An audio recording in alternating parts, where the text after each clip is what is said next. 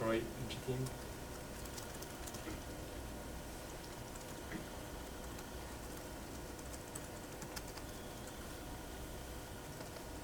Okay, should be it. Okay. Okay, so this is just a way to, so now that I have the wrapper, I should be able actually to write that. Int wrapper, that now, and this should be actually tomorrow plus Monday with wrapper. And, oh yeah, sorry.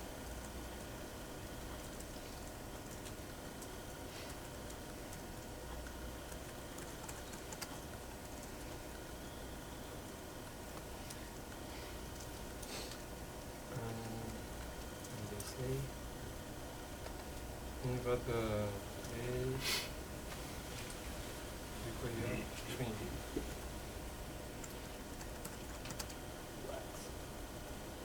New? New, sorry. Sorry. What function is new in your start statement? A new something? Sorry, new test. No test. I don't really need it because this is a case class.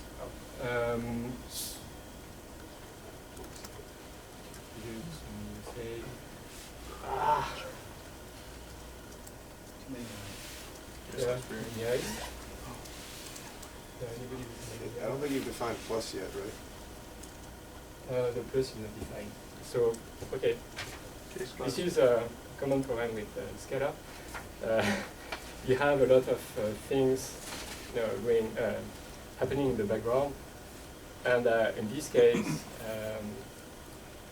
so there are some implicits. Actually, I'm going to use an implicit right there, and I'm putting in the trap. So Scala is able to say, in that case, so I have, today here. I have today, and this today, I would like to have a plus method on it. And right now, there is no method, and Scala is able to say, okay, can I just transform this, this date into something that has a plus method? And the answer is yes. And in that case, this is a string. And if I give a string, so if I have a string and I want to concatenate it, I need another string. So that's why it's saying I would like another string right there. Okay. So let's define the plus method in a date. Date plus.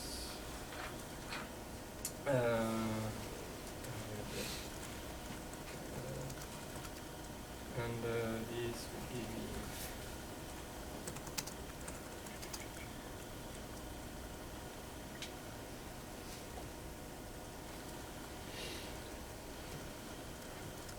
okay.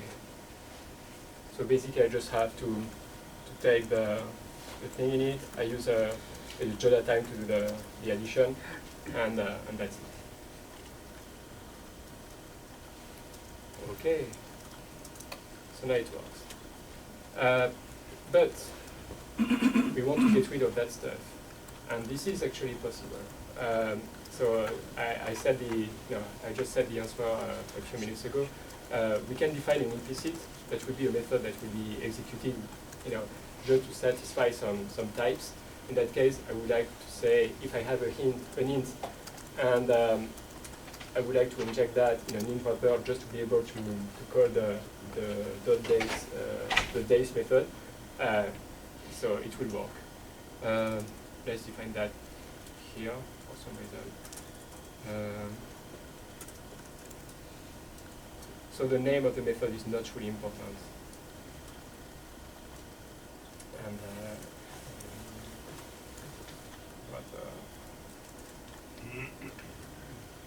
so this is very boring. I had that in theory.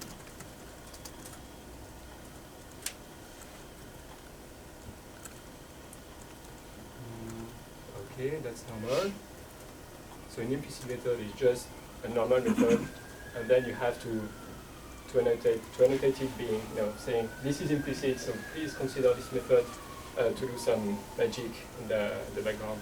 So again, so this is rewritten something, this method will be called because there is a way Scala is able to see that if Scala does that, there will be a base method that will be available on this object, and you can actually use that a lot. And of course, you don't want to let that in the client code, so you can make this function available in your library, and you have several solutions. You can define that in the object. So it can be associated with the in wrapper. You can write that so there is a new solution now in Scala 2.8. You can define a package object. So basically you can have the same level, the case classes, any class and some methods. So it can be very useful to do that way. Okay, and what time is it? So basically I don't really have time to play with that kind of stuff.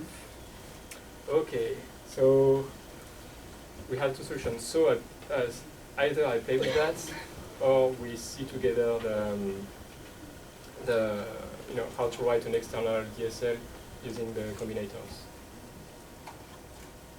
I have the code also, so we can just go through the code together. Maybe we can just do that. It should be easier. So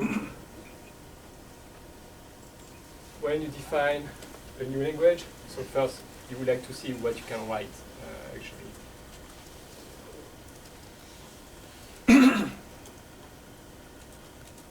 You would like to be able to write that kind of stuff. So you want to be able to parse the date, that kind of stuff. And again, you want to be able to do some stuff like that. And here you don't need the dots anymore. And at the end, you should have the right object. And eventually you will write a method. This is your runtime, your semantics, that will just compute the real date or the durations.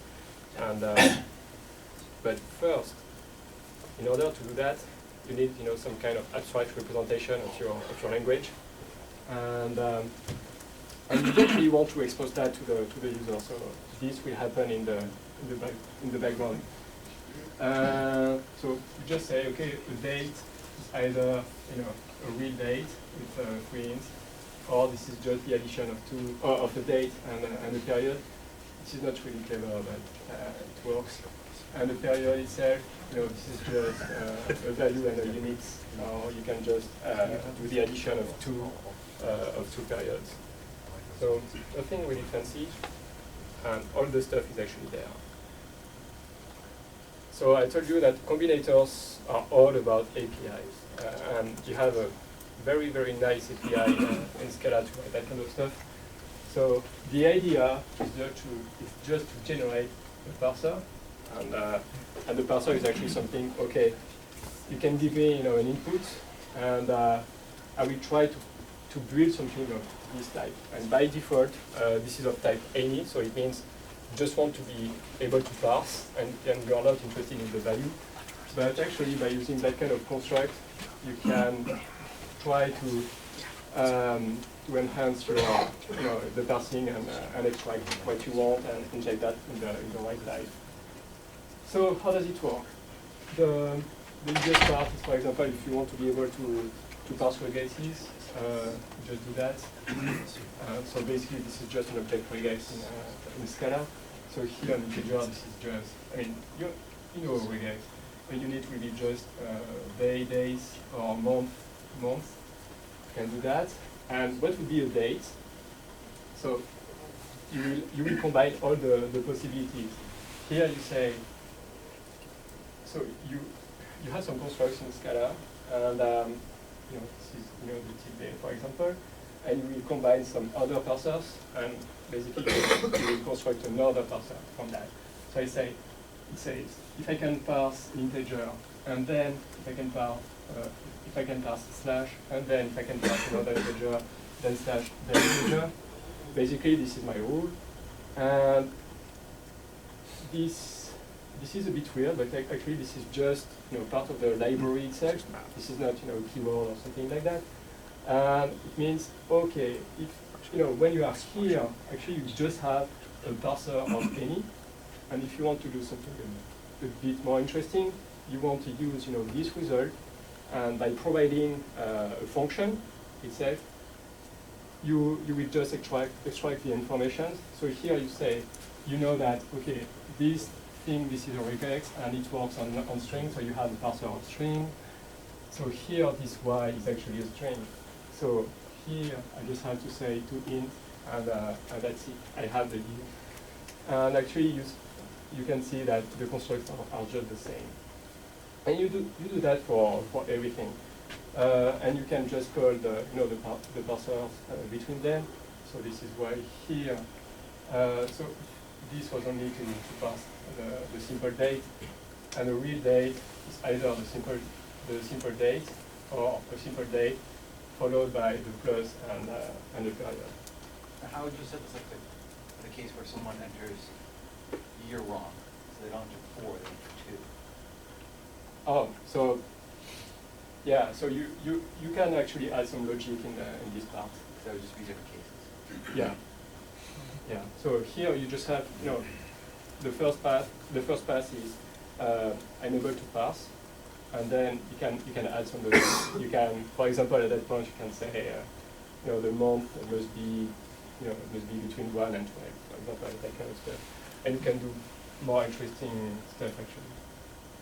You can be as clever as you want, but it depends on what you want. In this case, this is very simple. So you cannot do everything. Yes. I'm curious about the parsing rules there. It seems like you specify everything once. You say integer slash, and then you have to specify it all over again in the case. Like you're giving the same information twice. Why is that really necessary? You could skip the strings that are there in the pattern on the right-hand side. You could replace those with underscores. It's just the tilde is there because the tilde commenter, when it builds a result, it builds the result in that tilde constructor. There is actually a problem with the type. So you have to match that. Yeah, it's a bit weird. And It's basically building a bunch of pairs. I can spend time showing you the types, and seriously, you won't like it. So the combinators themselves, this is really a DSL because when you have to deal with the types, you can be lost very quickly.